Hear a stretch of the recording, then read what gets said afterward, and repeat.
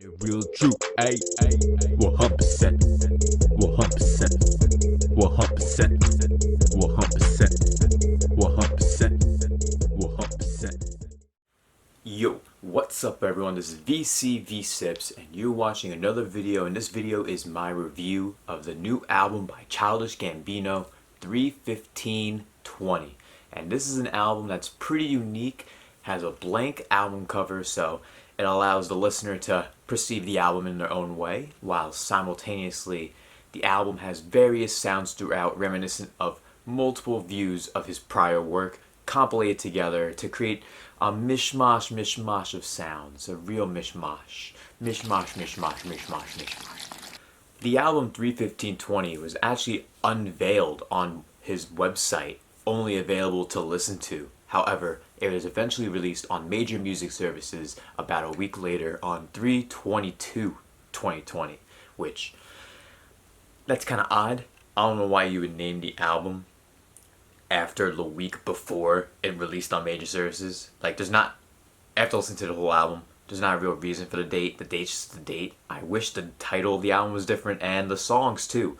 All the song titles, they're all just based on the time that you hear it in the album. The album is like a 55-minute listen or something like that, and every song title is just odd, to say the least. There's a few of them with regular names, but yeah, Childish Gambino's definitely on some shit with this album. I'll just say that. Now, the first track, the intro, is titled 000, because it's the beginning of the album. That's the beginning time, so that's what it's called. And it dives you right into the song. It's very echo-filled and filled with reverb, bouncing from start to finish of the track. And as I listened to this intro more and more, I started to understand the conception of it, and it conceptually grew on me because of that. And overall, it is a bit swift. It's a quick intro, and the synthesizers throughout the beat are pretty cool to listen to, along with the echoing vocals. Overall, it's a decent intro. The piano at the end is nice as well. I'd give it a solid 7 out of 10. Now, next up, one of the few songs on the album that actually has a proper title, Algorhythm.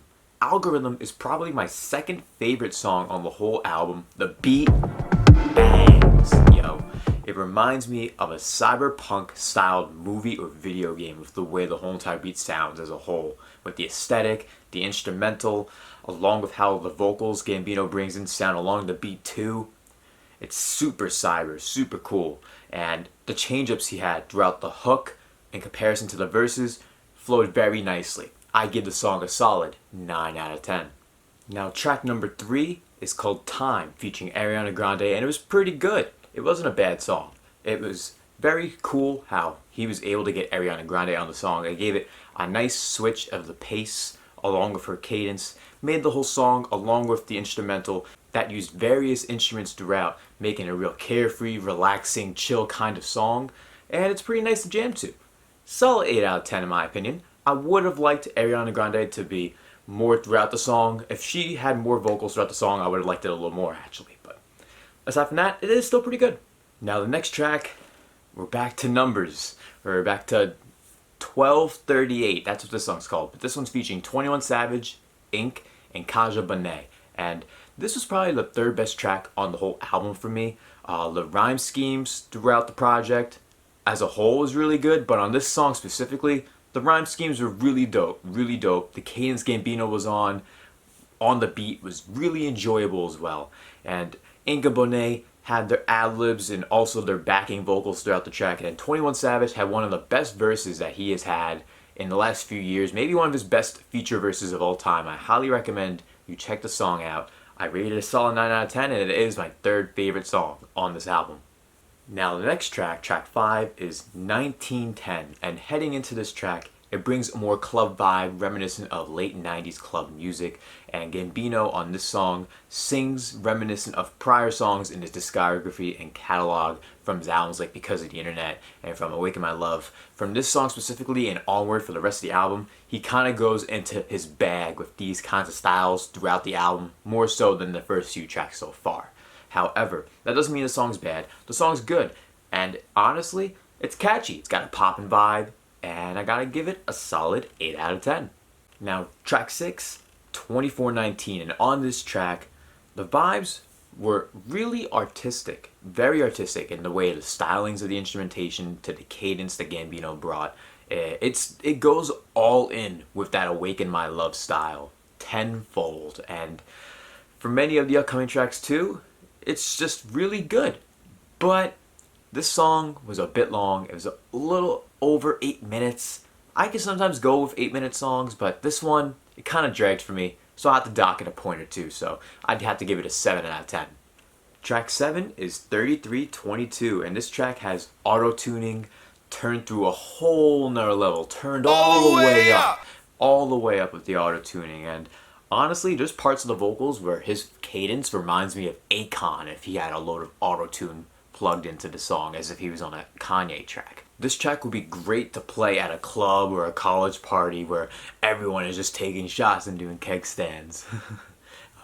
It's a wild track. Gotta give it an 8 out of 10.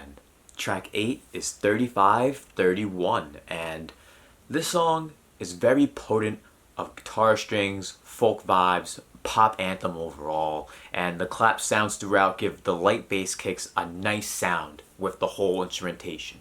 And it's really dope how Gambino was able to try and change up his styles in some ways while maintaining the styles of his prior works in these songs, because with that blank cover art, like I mentioned in the beginning of the video, it kind of all comes together as a project where you just have to take it for what it is, and it's up to you to perceive it in the way you hope to, in the way you believe it is. And with this song 3531, it reminds me a lot of the track California. It's got that light pop vacation vibe. It's a little bit more advanced in the wordplay in comparison to California. So overall, it's a solid song, even with a change up in the instrumentation tone towards the later half. It's a good song overall, solid 8 out of 10.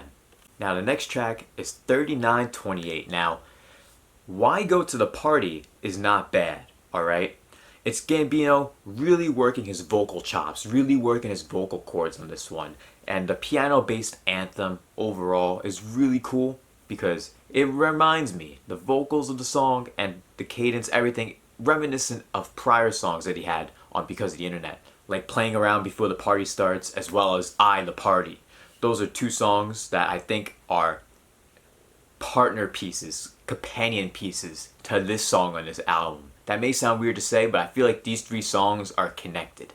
I've connected the two dots. You didn't connect shit. So, I definitely recommend, if you haven't heard those two songs of Because of the Internet, check that out, and then listen back to this, and then you maybe understand my perception of why I think that they're all companion pieces together. It's something I would definitely consider going back to, maybe, probably, honestly, not really. Out of all the songs in this album, this may be my least favorite. Gotta give it a 6 out of 10. Now, track 10, I have a little issue with it.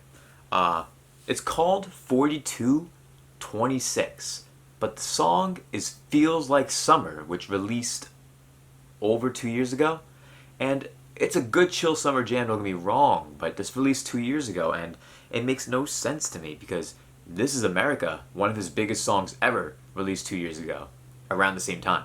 So why wouldn't he put This Is America on this album with the song, or maybe in replacement?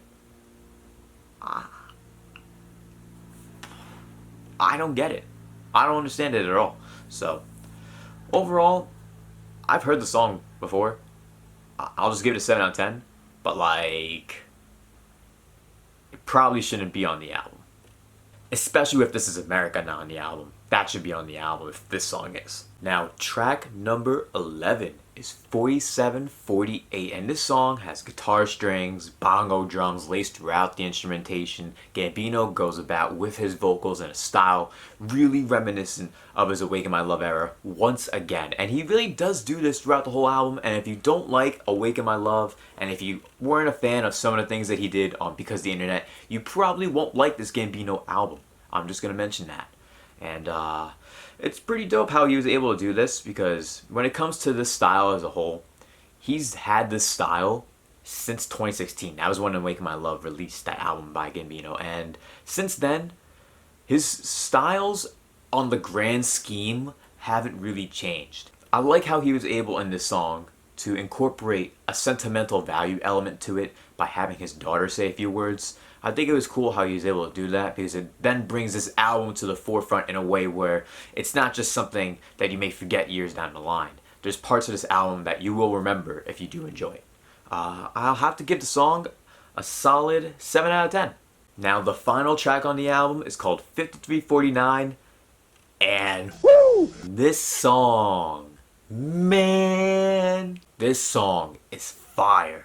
This song was insane, because I'll be honest, when it comes to Gambino, I started listening to Gambino back in his cul-de-sac mixtape, back in his camp mixtape days, where he would go off on songs like Bonfire and stuff, and this song is reminiscent of that. And once I heard the fire in Gambino's voice, the angst in his bars, man, he was going off on this song. This song is the best song on the album, and even though this song does not sound like it fits with everything else, I think it's because it doesn't sound like it fits with everything else that it sounds so good and works well complementary to these other songs with different cadence and styles. Gotta give the song a solid 10 out of 10 perfect score. And now that about wraps up my review of Childish Gambino's new album 3.15.20. If you enjoyed this review, please don't forget to smash the like button. Don't forget to subscribe to the channel as well, and consider becoming a patron of our community, the 100% Click, for added benefits. Thank you all so much for coming through. I hope to see you all at the next video. Peace. Mercy. Mercy. Mercy of the lost gems. Mercy of the lost. Mercy of the lost gems. Mercy. It's the mercy. Mercy. Mercy.